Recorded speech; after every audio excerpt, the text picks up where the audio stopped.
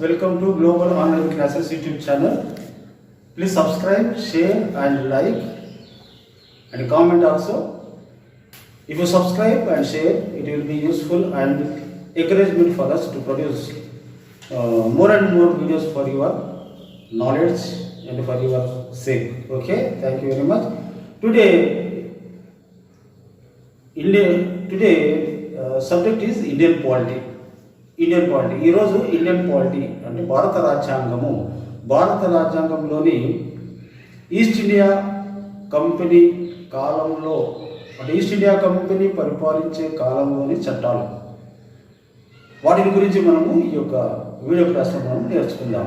Okay, subject వచ్చేసి మనకు Indian polity. ఇది చాలా ప్రాముఖ్యమైనది. తర్వాత ఏబిపిఎస్సి, టిఎస్పిఎస్సి, తర్వాత ఇతర ఆల్ కాంపిటేటివ్ ఎగ్జామ్స్ ఉద్యోగాల కొరకు ఏవైతే ఉన్నాయో అందులో కూడా అడిగే అవకాశం ఉంటుంది. కనుక ఈ వీడియోలో ఈ క్లాస్లో మీకు ఈస్ట్ ఇండియా కాలంలోని చట్టాలు అంటే ఈస్ట్ ఇండియా కాలంలో ఏదైతే బ్రిటిష్ ప్రభుత్వము మన భారతదేశాన్ని పరిపాలించినప్పుడు చేసిన కొన్ని చట్టాలు ఉన్నాయి. ఆ చట్టాలు గురించి మనం నేర్చుకున్నాము. అవి వాటిని ఏమంటారంటే charter acts. Okay, east India కాలంలోని చట్టాలు లేదా acts of east India period.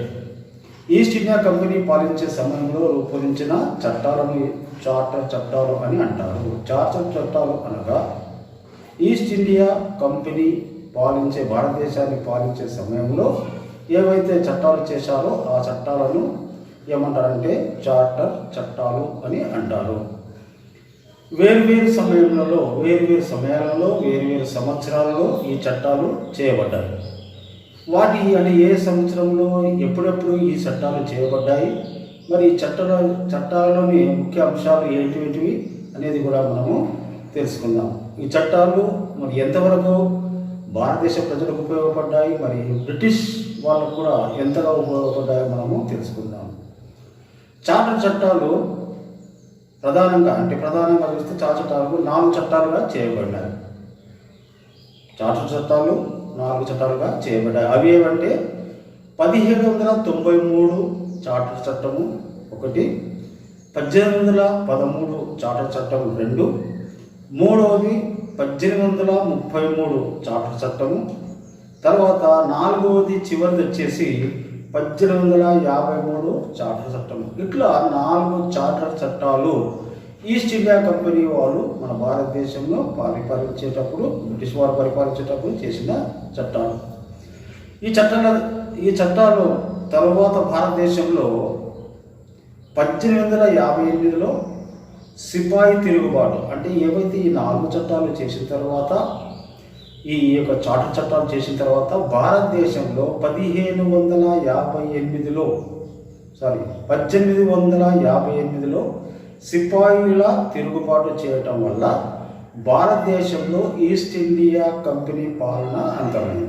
అంటే ఈ చట్టాలే మనము ఆ కాలంలో ఉన్న చివరి చట్టాలుగా మనము గుర్తుంచుకోవచ్చు. అయితే అందులో మొట్టమొదటిది 1793 చార్టర్ చట్టాల గురించి మనము వివరంగా తెలుసుకుందాం. ఎందుకు బ్రిటిష్ వారు ఈ చట్టాన్ని చేశారు అంశమును మనము చర్చించుకుందాం. ఓకే, ఈస్ట్ ఇండియా కంపెనీ పాలన సమయంలో చేసిన చట్టాలను చార్టర్ చట్టాలు అంటారని మనం ఇంతకుముందే తెలుసుకున్నాం. ఈ చట్టము ఎందుకు చేశారంటే కంపెనీ ఆర్థిక వ్యవహారాలు అంటే ఈస్ట్ ఇండియా కంపెనీ ఏదైతే ఉందో ఆ ఈస్ట్ ఇండియా కంపెనీ యొక్క ఆర్థిక వ్యవహారాలను ఈ చట్టము క్రమబద్ధము చేస్తుంది. అంటే ఈస్ట్ ఇండియా కంపెనీ ఆర్థిక వ్యవహారాలు ఏవైతే ఉన్నారో వాటిని ఇవి క్రమబద్ధీకరణ చేస్తుంది అన్నట్టు. అదేవిధంగా మనం చూసినట్లయితే ఈ చట్టం ద్వారా భారతదేశంలో ఈస్ట్ ఇండియా కంపెనీ అంటే భారతదేశంలో ఇంకా ఈస్ట్ ఇండియా కంపెనీ వాళ్ళు భారతదేశంలో ఉండాలని అనుకున్నారు, ఇక్కడ వ్యాపారం చేయాలనుకున్నారు. కనుక ఈ చట్టం ద్వారా భారతదేశంలో ఈస్ట్ ఇండియా కంపెనీ 20 సంవత్సరాలు వ్యాపారం చేసుకునే అందుకు ఈ కాల వ్యవధిని పొడిగించారు. అంటే ఇంకా 20 సంవత్సరాలు వీళ్ళు ఈ యొక్క భారతదేశంలో ఈస్ట్ ఇండియా కంపెనీ వారు వ్యాపారం చేసుకోవచ్చనే చేసుకోవడానికి 1793 చార్టర్ చట్టం కూడా చేసినారన్నమాట. అయితే ఒకవేళ మనం చూసినట్లయితే 20 సంవత్సరాలు అంటే మనకు 1793 చేసినారంటే మనం దానికి 20 యాడ్ చేసుకున్నామంటే అంటే 1803 వరకు కూడా ఈస్ట్ ఇండియా కంపెనీ వాళ్ళు మన భారతదేశంలోనే కంపెనీ వ్యాపారాలు చేసుకోవడానికి వీలు కలిగింది. గవర్నర్ జనరల్ ఆఫ్ ఇండియా అంటే గవర్నర్ జనరల్ ఆఫ్ ఇండియా అధికారాలను అధిగమ చేయడానికి ఈ చట్టాన్ని రూపొందించారు. గవర్నర్ జనరల్ అదే మున్సిపాలిటీలకు చట్టబద్ధీకరణ కల్పించారు.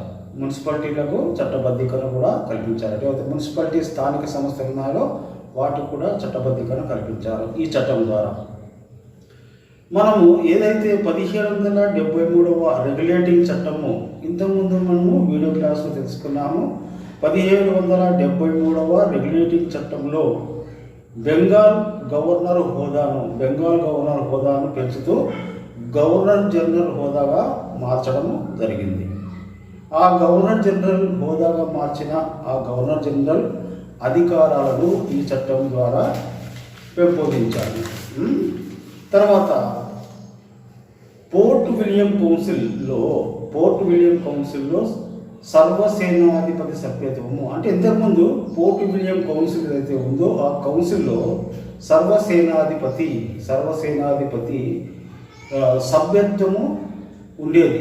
అందులో ఆ సభ్యత్వాన్ని చట్టం ద్వారా సభ్యత్వము తొలగించడానికి ఈ చట్టాన్ని చేశారు.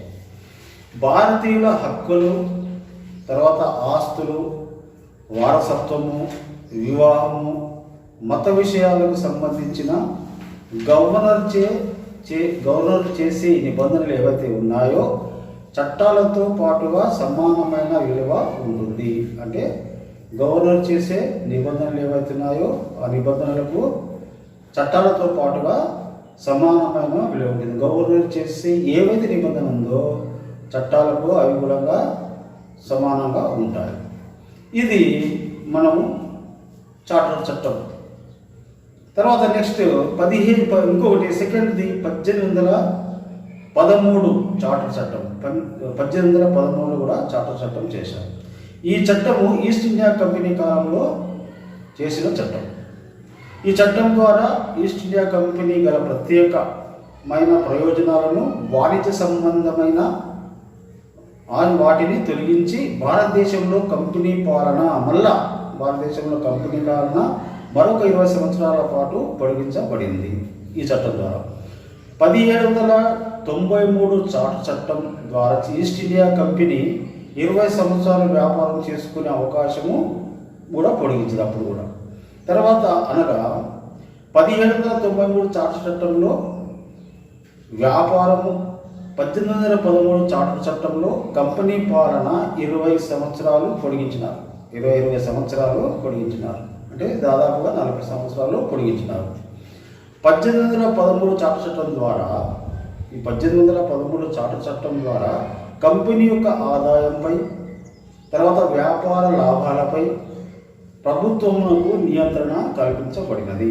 అంటే ప్రభుత్వం కూడా వాటిపైన నియంత్రణ చేయవచ్చు అనే అవకాశాన్ని ఈ యొక్క 1813వ చార్టర్ చట్టం ద్వారా కల్పించారు.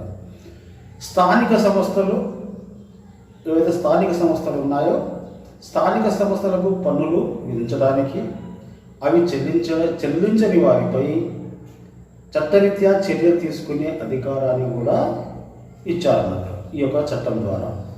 తర్వాత స్థానిక సంస్థలు అంటే ఏంటివి? స్థానిక సంస్థలు అనగా మనకు తెలుసు కదా, జిల్లా పరిషత్, పంచాయతీరాజు, గ్రామ పంచాయతీ, నగర పరిషత్, ఇవన్నీ కూడా స్థానిక సంస్థలు. ఈ స్థానిక సంస్థలు కాబట్టి అంటే వాళ్ళు ఒకవేళ పన్నులు చెల్లించకపోతే వారిపైన చర్య కూడా తీసుకునే అవకాశాన్ని ఈ యొక్క చట్టం ద్వారా కల్పించారన్నమాట. తర్వాత ఈస్ట్ ఇండియా కంపెనీలో భారతీయులకు కూడా ఉద్యోగాల అవకాశాలను కల్పించారు. ఏది? 1813 చార్టర్ చట్టం ద్వారా భారతీయులకు ఇంకా మతపరమైన ఈ చట్టం 1813 చార్టర్ చట్టం ద్వారా ఏం చేసినారంటే భారతీయులకు మతపరమైన తర్వాత విద్యాపరమైన అధ్యయనం కోసము ప్రతి ఏటా ₹1,00,000 కేటాయించడం జరిగింది. అదేవిధంగా సివిల్ సర్వెంట్లకు సివిల్లో పనిచేసే అంటే సివిల్ సర్వెంట్స్కి ఎవరైతే ఉన్నారో వాళ్ళకు శిక్షణా సదుపాయాలు కూడా కల్పించారు. ఏది 1813 చట్టం ద్వారా. బోర్డ్ ఆఫ్ కంట్రోల్ యొక్క పర్యవేక్షణ అధికారం మరియు మార్గదర్శ అధికారాలు ఏవైతే ఉన్నాయో స్పష్టంగా నిర్ణయించబడి దాని వలన విస్తృతం చేయబడింది. ఇది బోర్డ్ ఆఫ్ కంట్రోల్. ఈ బోర్డ్ ఆఫ్ కంట్రోల్ను మనం ఎక్కడ చూసాము? ఇక్కడ ఎప్పుడైతే 1784 పిట్స్ ఇండియా చట్టంలో కంపెనీ ద్వంద్వ పాలన చేసినప్పుడు అక్కడ 2 ద్వంద్వ పాలన, ఒకటి కోర్ట్ ఆఫ్ డైరెక్టర్స్, తర్వాత బోర్డ్ ఆఫ్ కంట్రోల్, ఈ 2 విధాల ద్వారా వ్యాపారం చేసింది. అయితే ఈ బోర్డ్ ఆఫ్ కంట్రోల్ యొక్క పర్యవేక్షణ అధికారం మరియు మార్గదర్శ అధికారాలు స్పష్టంగా నిర్ణయించబడి దాని పరిధి విస్తృతము చేయబడ్డది. ఇంకా చాలా చట్టాలు ఇంకా 2 మనకు ఉన్నాయి. నెక్స్ట్ వీడియోలో మనం చూసుకుందాం. Thank you very much for watching this video. Please subscribe, share and like and comment also. Okay, thank you very much.